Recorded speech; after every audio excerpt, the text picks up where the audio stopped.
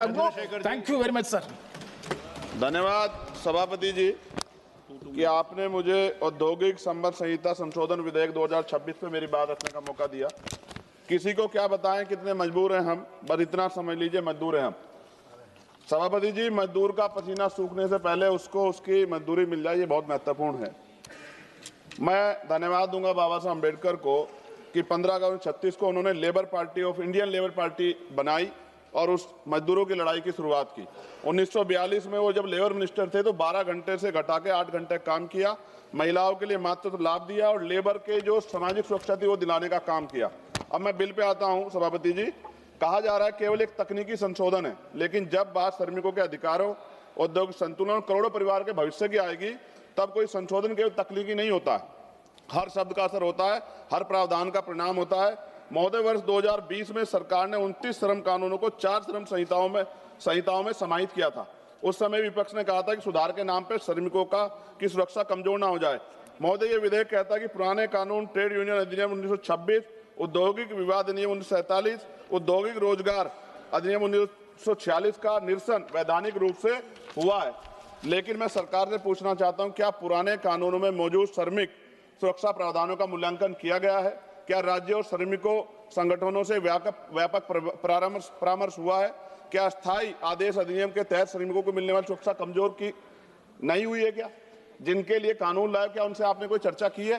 क्यों trade union हड़ताल पे है? सभापति जी, औद्योगिक संबंध संहिता 2020 के तहत 300 तक कर्मचारी वाले प्रतिष्ठानों को छटनी और तालाबंदी के लिए पूर्व अनुमति की आवश्यकता से मुक्त कर दिया गया। पहले ये सीमा 100 थी। देश में 70% से अधिक औद्योगिक इकाइयां 300 से कम कर्मचारियों वाली हैं। इसका मतलब बहुत बड़ी संख्या में श्रमिक अब बिना सरकारी अनुमति के छटनी का सामना कर सकते हैं। 300 कर्मचारियों की सीमा के तहत यदि छटनी आसान होती है तो सबसे पहले असुरक्षित वर्ग प्रभावित होंगे, जिनमें SC, ST, OBC के श्रमिक बड़ी संख्या में।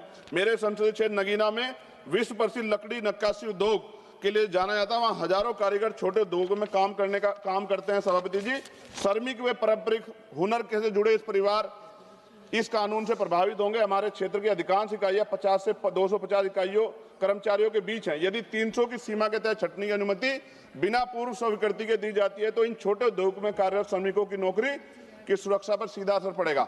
यह कानून उद्योगों को हायर और फायर की छूट देता है। सभापति महोदय, देश के औद्योगिक और असंगठित क्षेत्रों में बड़ी संख्या में SC, ST और OBC के श्रमिक कार्यरत हैं।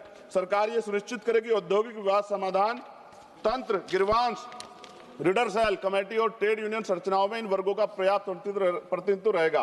रोजगार निवेश से आता है, निवेश मांग से आता है और मांग आय से आती है और आय स्थिर रोजगार से आती है।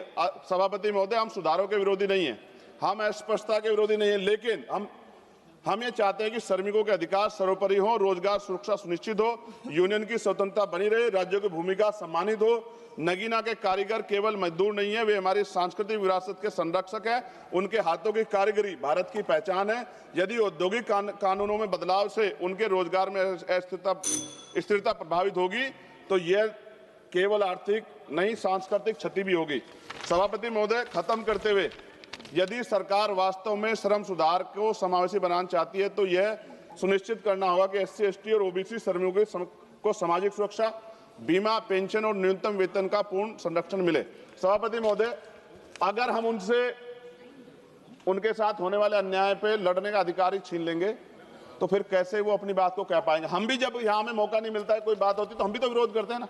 आप विरोध का अधिकार छीन के इतना समय लागू कर देंगे तो सर पूंजीपति तो मार देगा ना उनको। क्या सरकार पूंजीपतियों के बारे में सोचेगी या करोड़ों मजदूरों के जिनके कंधों से देश बना है? इसलिए मैं आपसे आग्रह करता हूं, मैं इसको अपोज करने के लिए खड़ा हुआ हूं और मैं आपके माध्यम सरकार से आग्रह करता हूं इसमें उचित संशोधन करे जिससे कि श्रमिकों का नुकसान ना हो, उनके साथ अन्याय ना हो। धन्यवाद। जय भीम, जय भारत। अब्दुल राशिद जी। सर, चेयरमैन साहब आपका